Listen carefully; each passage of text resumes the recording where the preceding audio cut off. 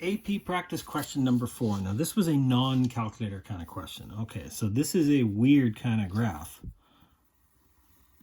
What is this thing defined? It goes positive 8 all the way up to 4, negative 4. Okay, so 1, 2, 3, 4 to the left, 1, 2, 3, 4 to the right, all right? Let's see, this thing goes up to 3. So negative 2, 3. So it's going to be this, and then it's also this. Now it says it's going to be 3 different parts of a parabola. There's A.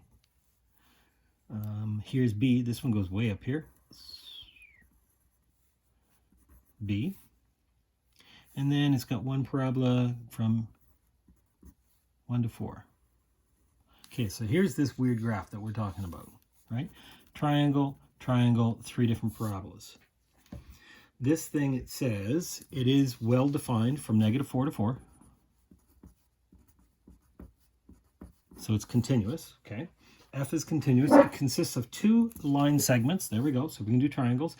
And 3 parabolas, portions of 3 parabolas. The graph has horizontal tangents at the halfway points at negative a half, positive a half, and positive 5 over 2, 2.5 right there. So the midway points, those are going to be horizontal tangent lines. Okay. And it says that in between 1 and 4, so they actually give us the equation for this one, is going to be negative x squared plus 5x minus 4. Now, they don't tell us these ones, but we also really don't care because they tell us that the regions here have area of 3 and 5. Now, this one's above, so it's positive 5. This one's an area of 3, and it's below, so this is going to be negative 3. Okay, let's see. And it says g is the integral from negative 4 to x f of t dt. So this is an area, or this is a function that's defined by an integral. The very, very first thing I'm going to do is I'm going to say g prime.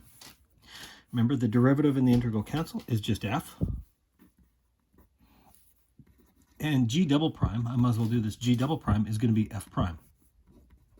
So g double prime of x, g of x, etc.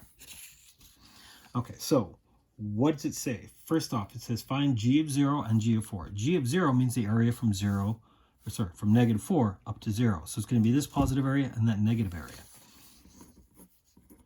G of 0, okay, so g of 0 is the area from negative 4 to 0, f of t dt. So we don't have to show how we did this. I know it's going to be, this is a triangle, 2 times 3 divided by 2, right? 2 times 3 divided by 2. I know that's going to be 3. This is 1 wide, 3 tall. Plus, basically, 1 times 3 divided by 2. 1.5. And this is an area of minus 3. So we're going to get 3 plus 1.5 minus 3, which is going to be 1.5. Okay. That's g of 0.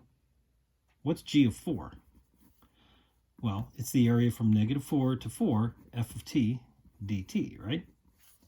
So in other words, it's going to be that we just figured out, which is 1.5, plus this other area. Oh, plus 5 plus this.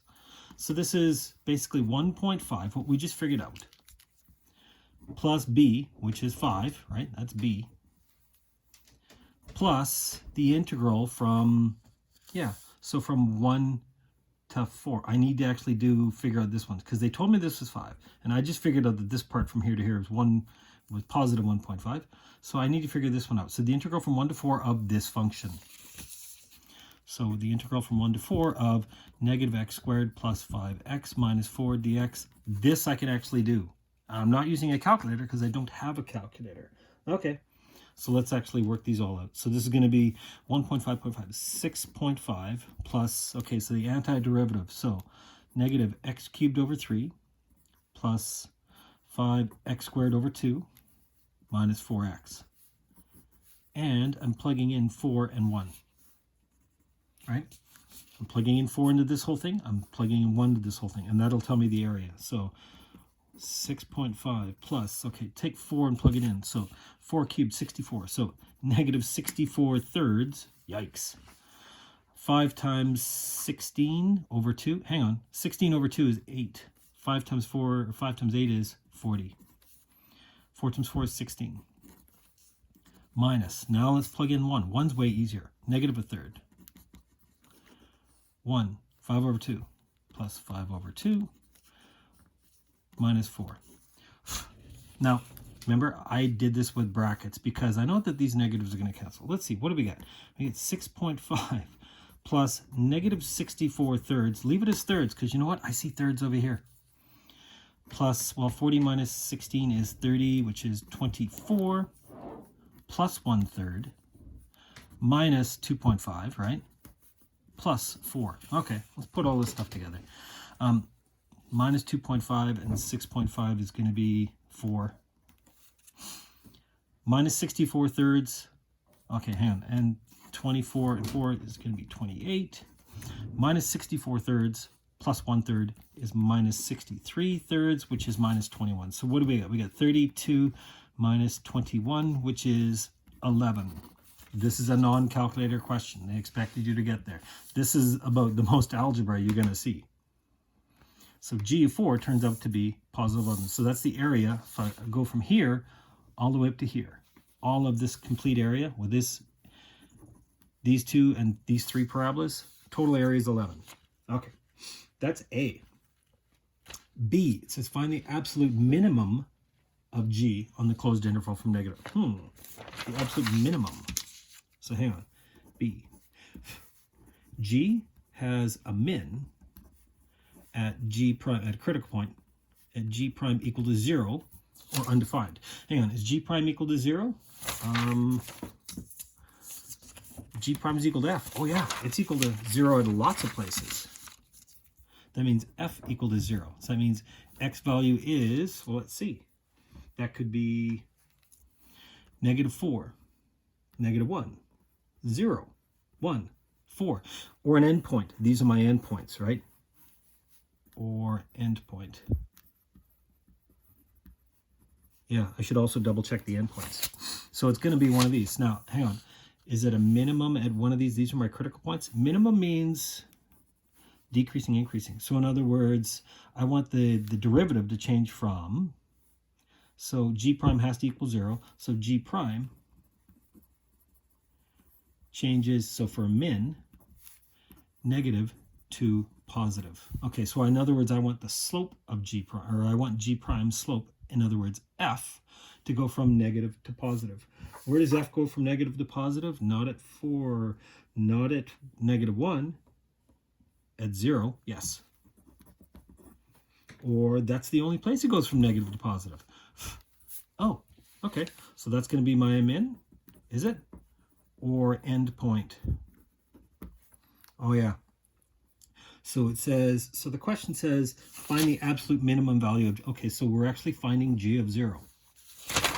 Yeah, we just did that. G of 0 turned out to be 1.5. Okay.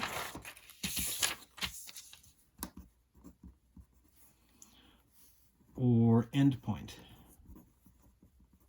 Hang on, what were the endpoints? G of negative 4. If I do G of negative 4, that means the integral from negative 4 to negative 4. That's 0. Oh, yeah. Negative 4 to negative 4, f of t dt, which is 0. Psst, there's my min. That's not a min. Or maybe it's G of the other endpoint, which was G of 4, and we just figured out G of 4. G of 4 is 11. This is the min. So, careful. Not this one, not this one. What is the question asking? Does it say, so is the answer 0 or is the answer negative 4? It says find the absolute minimum value. This is the minimum value. The minimum equals 0 at x equal to negative 4, right? X is a location. The minimum value is G of negative 4, which is turns out to be 0. Oh yeah, this was one of our concepts. The integral from negative 4 to negative 4, the integral from a to a of any function is always 0. Okay, that was a bit of a tricky question. We did have to remember to check the endpoints though. And how did I figure out these ones? These were my critical points, right? F, where G prime is equal to 0, these possibilities. And if I'm looking for a minimum, I know that G prime, F, has to change from negative to positive. and that happens at 0. That's the only where it goes from underneath to above. Okay, the third part, C. What does C say? Hang on, let's take a look at C. C, the question, that one, where's C? It says, find all intervals where G is concave down. So G concave down implies G double prime is less than 0. We know that. That's not a mark. What's G double prime? Oh yeah, I went back at the very beginning. G double prime is F prime. In other words, F prime is less than 0. Okay, that's not a mark. They didn't give you the graph of F prime. They gave you the graph of F. So this implies where F is, the slope of F is less than 0, F is decreasing. That's the mark. So G is going to be concave down when F is decreasing. Okay, so let's look at our graph. Is it decreasing in the beginning? No, from -4 to -3. Okay, but it's from -2 to -1. Now, what about from -1 to 0? -1, no, not up to 0. It says it had a horizontal tangent line at -0.5. Oh yeah, halfway through that first parabola. Then it's increasing, and then it's increasing again, and then it's decreasing from 1/2 up to 1. And then it's increasing. That last parabola, remember this last parabola? This one had a horizontal tangent line halfway, so from 2.5 to 4. 2.5 or 2.5 up to 4. Now, these are all the intervals where F is decreasing. Why have I not included the endpoints here? Well, for this real reason here, if F prime is less than 0, right? If the slope is less than 0, some of those are kinks. Yeah, there's a kink at -1. So there is no derivative there. However, the function is decreasing. So just to cover my butt, I have actually excluded all the endpoints. You shouldn't have to include them here because there are a lot of kinks. And we're talking about F being concave down, not flat concavity, but concave down, which means that's got to be negative, which means F has got to be decreasing. Now it is decreasing, but F prime, if I'm going to do that as a derivative, has no derivative at those kinks. So that's why I excluded those. Okay, that was a long question.